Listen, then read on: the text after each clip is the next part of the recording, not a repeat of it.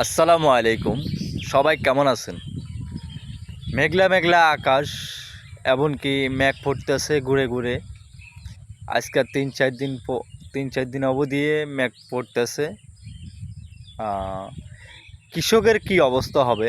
যারা ধান খেতি করেছেন তাদের কি অবস্থা হবে? মাঠে পানি জমে গেছে ধান খেতে খেতে। তারপরে অনেকে ধান কেটে রাখছে, ধানের জ্বালা আই গেছে। এই আপনাদেরকে মাঠের আমি যে মধ্যে জিনিসটা দেখাচ্ছি, দুই একটা জমি আপনারা কাটা হয়েছে দেখতে থাকেন।